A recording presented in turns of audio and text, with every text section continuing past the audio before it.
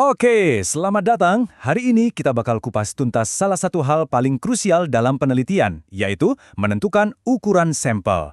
Yuk kita bongkar bareng-bareng toolkit seorang peneliti dan lihat ada senjata apa aja di dalamnya.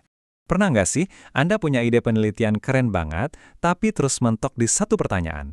Sebenarnya, berapa orang sih yang harus saya tanya? Nah, ini dia teka-teki klasik yang bikin pusing semua peneliti. Kalau salah langkah di sini, wah bisa-bisa kerja keras kita jadi sia-sia. Jadi agenda kita hari ini simpel aja. Kita bakal bedah bareng teka-teki ukuran sampel ini. Mulai dari rumus Slovin yang gampang, lanjut ke tabel Krejci and Morgan yang jadi andalan para akademisi, sampai ke nomogram Harry King yang unik dan visual. Tenang, di akhir pembahasan ini, Anda dijamin tahu persis mana alat yang paling pas buat Anda. Oke, kita mulai dari yang paling dasar. Kenapa sih ukuran sampel itu penting banget? Gini deh, sederhananya, sampel yang pas itu ibarat fondasi rumah. Kalau fondasinya kuat, temuan riset Anda jadi bisa dipercaya dan beneran mewakili gambaran besar. Tanpa itu, ya risetnya goyah. Nah, alat pertama di toolkit kita, rumus Slovin. Anggap aja ini kayak starter pack-nya peneliti. Gampang, praktis, dan cocok banget kalau Anda baru mulai atau data awalnya masih minim. Oke, ini dia penampakan rumusnya. Kelihatannya ada serem ya, ada huruf N, E, tapi tenang, jangan panik. Ini jauh lebih simpel dari kelihatannya kok. Yuk, kita bedah satu-satu. N kecil ini itu jumlah sampel yang lagi kita cari. Gampang kan? Terus N besar itu total populasi Anda. Maksudnya, semua orang yang jadi target penelitian Anda. Nah, yang terakhir, E, ini adalah margin error, seberapa melesetnya hasil yang masih bisa Anda terima. Biasanya sih standarnya itu 5%, atau kalau di rumus ditulisnya 0,05. Terus, kapan kita pakai si Slovin ini? Paling pas itu buat studi awal, yang sifatnya masih eksplorasi, di mana Anda baru tes ombak aja. Gampang sih emang, tapi perlu diingat ya, dari sisi akademis, rumus ini presisinya dianggap nggak setinggi metode lain yang bakal kita bahas sebentar lagi. Oke, dari yang simpel, sekarang kita naik level. Kenalan yuk sama alat berikutnya yang sering disebut sebagai gold standardnya dunia akademik, tabel Krejci and Morgan. Asyiknya pakai metode ini. Anda bisa simpan dulu kalkulatornya. Kenapa? Karena di tahun 1970, dua orang jenius, Robert Krejci dan Daryl Morgan, udah ngitungin semuanya buat kita. Hasilnya, sebuah tabel sakti yang super gampang dipakai.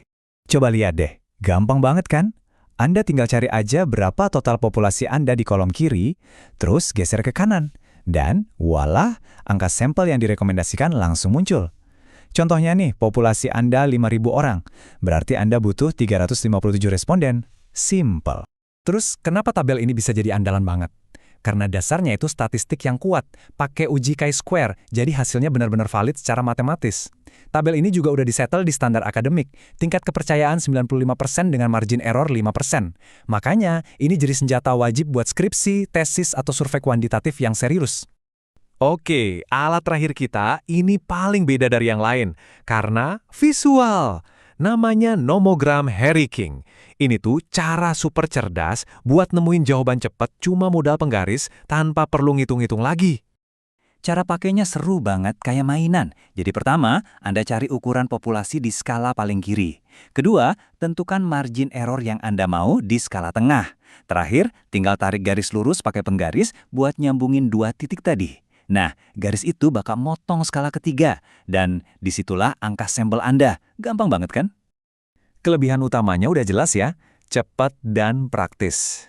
Tapi, jujur aja, di zaman sekarang metode ini udah agak jarang dipakai. Kenapa? Ya karena sekarang udah ada software statistik canggih, kayak SPSS atau bahkan Excel yang bisa ngasih hasil lebih akurat dan fleksibel dalam sekejap. Oke, kita udah punya 3 alat di depan mata. Rumus, tabel, dan nomogram.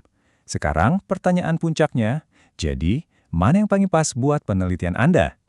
Yuk kita adu langsung ketiganya. Kalau ngomongin akurasi, jelas Krejci and Morgan juaranya. Soal gampang atau enggaknya, semuanya sih relatif mudah ya, tapi ada satu beda penting di fleksibilitas. Slovin sama Harry King itu ngebebasin Anda nentuin margin error sendiri, sementara Krejci and Morgan itu udah paket hemat, fix di 5%. Jadi intinya gini, kalau riset Anda masih tahap awal, buat eksplorasi aja, pakai Slovin udah cukup. Kalau Anda lagi merjain skripsi, tesis, atau riset formal yang butuh presisi tinggi, jangan ragu, pakai Krejcien Morgan. Nah, kalau lagi butuh angka cepat aja buat gambaran kasar, nomogram Herring King bisa jadi jalan pintas yang asik. Nah, sekarang toolkitnya udah lengkap. Anda udah tahu kapan harus pakai rumus simple, kapan harus ngacu ke tabel standar akademik, dan kapan bisa pakai cara visual yang cepat.